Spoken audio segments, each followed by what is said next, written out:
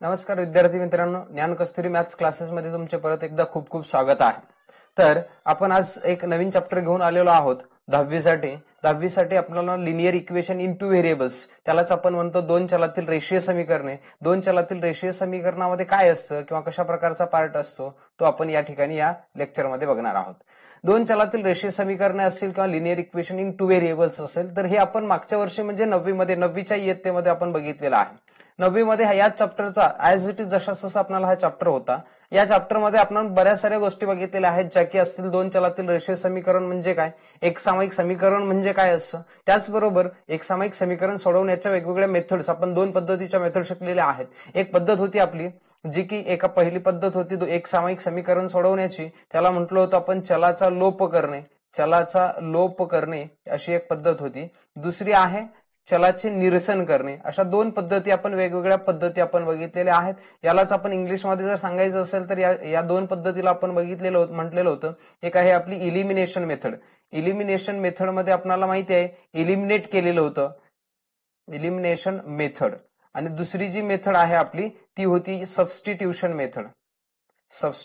Method. बरोबर आहे। या दोन मेथडचा वापर करून आपण काय केलेले आहे तर एक सामायिक समीकरण सायमल्टेनियस इक्वेशन्स आपण सॉल्व्ह केलेले आहेत।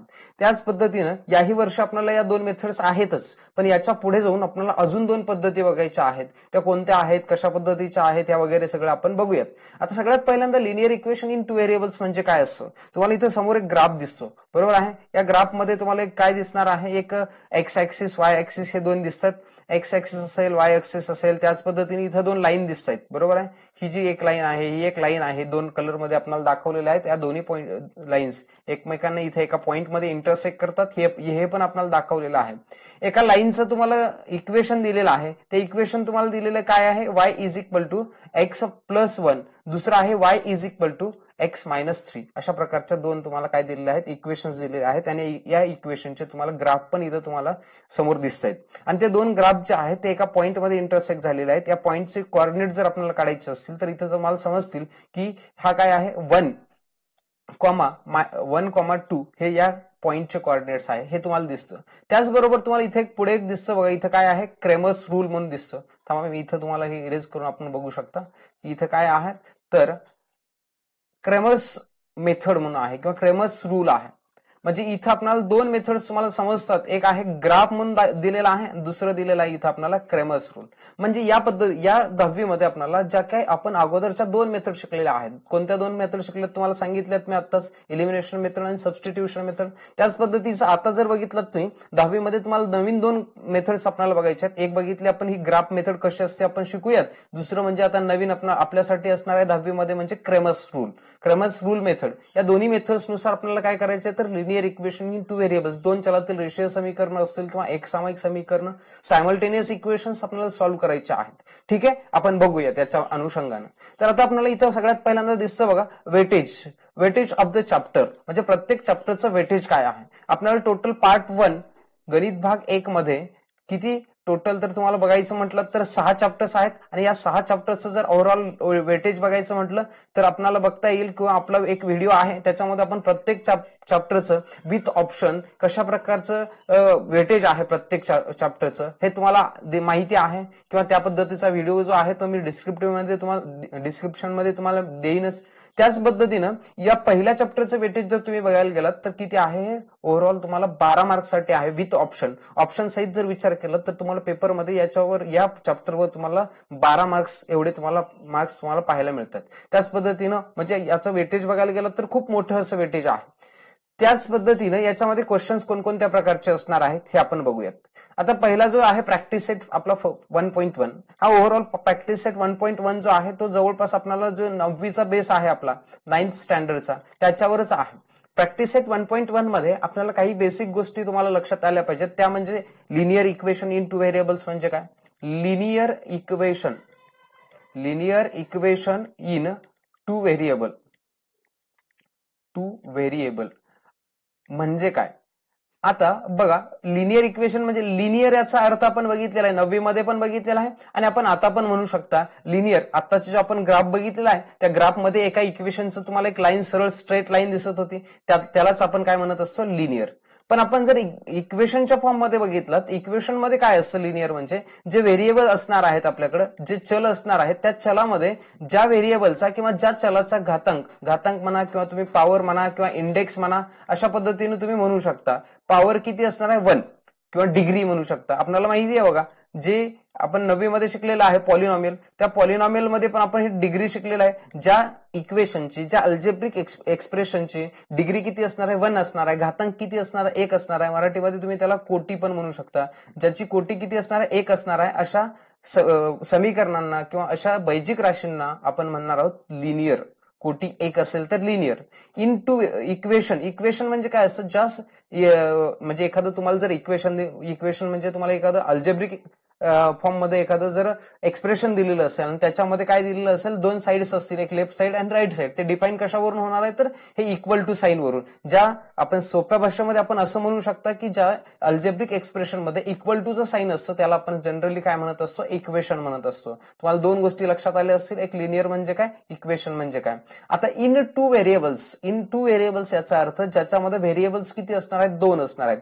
व्हेरिएबलचा अर्थ समजतो व्हेरिएबल, याचा अर्थ बदलणारा, चेंज होणारा, म्हणूनच चल असं पण म्हणतो. चल म्हणजे चेंज होणारी, ज्याची व्हॅल्यू बदलत असते वारंवार. जसं की एक्झाम्पल एक्स असतं, आपल्याला व्हेरिएबल माहिती आहे, एक एक्स असतो, वाय असतो, ए असतं, बी असतं. या पद्धतीने अल्फाबेट्स आपण वापरत असतो कशाला, व्हेरिएबल म्हणून. पण आपण जर याचा कधी विचार केलाय का बघा बरं, ए ची व्हॅल्यू तुम्हाला कधी कधी 2 येते, एक्स ची व्हॅल्यू कधी कधी 5 येते, एक्स बरोबर कधी कधी तुम्हाला -6 येतं. म्हणजे हे काय होते बघा बरं, याची जर व्हॅल्यू बघायचा प्रयत्न केला तर तुम्हाला प्रत्येक वेळेस चेंज होणारी आहे. म्हणूनच आपण याचं नाव ठेवलेलं आहे काय आहे, व्हेरिएबल आहे. म्हणूनच आपण याला काय म्हणत असतो, व्हेरिएबल किंवा चल असं पण म्हणत असतो.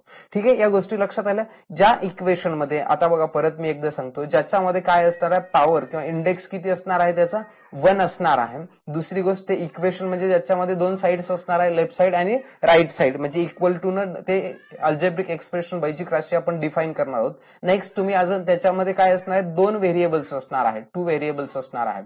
या सगळ्या गोष्टी तुम्हाला लक्षात आलेल्या असतील. लिनियर इक्वेशन म्हणजे काय, यालाच आपण 2 चलातील रेषीय समीकरण जर म्हणायचं म्हटलं तर 2 चलातील रेषीय समीकरण कशाला म्हणायचं, ज्या इक्वेशन मध्ये, ज्या समीकरणामध्ये 2 चली असतात आणि त्या दोन्ही चलांचा जो घातांक जो असणार आहे किंवा डिग्री जी असणार आहे ती किती असणार आहे. जर डिग्री असेल 1 तर त्याला आपण म्हणणार आहोत लिनियर इक्वेशन इन 2 व्हेरिएबल्स. लक्षात येतो तुम्हाला. तर ह्या पार्टचा आपण विचार आपण केलेला आहे. दुसरा आपण 1.1च्या अगोदर विचार करायचा म्हटलं तर तो देखील आपण 9वीच्या अगोदर बघितलेला पार्ट आहे. त्याच्यामध्ये काय शिकलेला आहे आपण, तर त्याच्यामध्ये बघितलेलं आहे की आपण सायमल्टेनियस इक्वेशन कशाला म्हणायचं असतो, सायमल्टेनियस किंवा मराठीमध्ये आपण त्याला म्हणतो एकसामायिक समीकरण. बरोबर आहे, सायमल्टेनियस इक्वेशन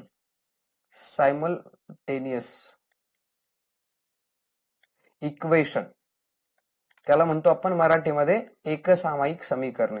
एकसामायिक समीकरणे म्हणजे काय, एकसामायिक समीकरणे म्हणजे आता आपण समजलं तुम्हाला, linear equation in 2 variables. Example आपण घेऊ शकता, x plus y is equal to किती आहे 5 आहे. हे लिनियर इक्वेशन इन 2 व्हेरिएबल्स जर आहे का असं जर विचारलं तुम्हाला तर लक्षात येतं की हे एक्झाम्पल लिनियर इक्वेशन इन 2 व्हेरिएबलचा आहे.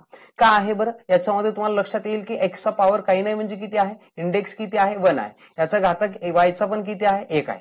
बरं, याच्यामध्ये 2 व्हेरिएबल्स आहेत का, 2 चल आहेत का, तर आहेत. 2 चल पण दिसत आहेत तुम्हाला, एक्स 1 आहे आणि एक वाय 1 आहे. म्हणून हे 2 चलातील रेषीय समीकरण आहे का, तर आहे, समीकरण देखील आहे. कारण याच्यामध्ये देखील काय आहे, इक्वल टूचं साईन आपल्याला दिसतं. म्हणजे लक्षात येते की याच्यामध्ये 2 चल आहेत, त्याचबरोबर 2 काय आहेत, याचा दोन्ही चलांचा घातांकाचा जर विचार केला तर दोन्ही चलांचा घातांक तुम्हाला 1 पाहायला मिळतो. या पद्धतीचा हा पार्ट आहे. म्हणून हे 2 चलातील रेषीय समीकरणाचं आपण उदाहरण आहे असं आपण म्हणू शकता.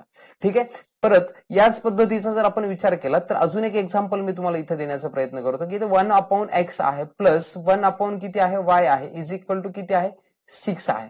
6 आपण जर घेतलं तर तुम्हाला लक्षात येईल, 6 जर घेतलात तर तुम्हाला लक्षात येईल की हे जर लिनियर इक्वेशन आहे का याचा विचार केलात तर तुम्हाला लक्षात येईल की हे लिनियर इक्वेशन होणार नाही. का होणार नाही बरं, तर कारण इथं जे एक्स हे व्हेरिएबल दिसतं किंवा इथं जे वाय व्हेरिएबल दिसतं हे डिनॉमिनेटर मध्ये आहे, छेदस्थानी आहे. जर याला पण अंशामध्ये लिहायचं म्हटलं तर एक्स रेस टू -1 होतो, घातांक याचा किती येणार आहे -1 येणार आहे, अधिक वाय रेस टू किती असणार आहे, याचाही घातांक किती होणार आहे -1 होणार आहे, आणि बरोबर किती आहे 6. आणि आत्ताच आपण बघितल्याप्रमाणे आपल्याला एक्स आणि वायचे जे काही व्हेरिएबलचा जो काही पॉवर आहे, इंडेक्स आहे, घातांक आहे, तो आपल्याला इथं ऋण निगेटिव्ह आपल्याला पाहायला मिळतं, म्हणून हे linear equation in two variables होणार नाही. आणि अशा प्रकारचा डिफाईन करण्यासाठी तुम्हाला 1 मार्कसाठी क्वेश्चन तुम्हाला एक्झाम मध्ये पाहायला 100% मिळणार आहे. ठीक आहे, हे तुम्हाला दोन चलातील रेषीय समीकरण म्हणजे काय विथ एक्झाम्पल आपण बघितलेलं आहे. आता आपण बघूयात एकसामायिक समीकरणे म्हणजे काय. एकसामायिक समीकरणे असतील किंवा त्याला आपण सायमल्टेनियस इक्वेशन म्हणत असतो. आता आपण जे इक्वेशन बघितलेत, एक्झाम्पल बघितलेले आहेत, ज्या वेळेस आपण दोन चलातील दोन वेगवेगळ्या समीकरणांचा विचार एकत्रितरित्या करतो त्यावेळेस आपण म्हणणार आहोत त्याला एकसामायिक समीकरणे आपण असं म्हणू शकतो. इथं तुम्हाला दोन समीकरणं दिसतात एक्झाम्पल मध्ये. एक आहे x plus y is equal to किती आहे 5 आणि दुसरं एक्झाम्पल आहे आपल्याकडे 5x plus y is equal to 15 आहे.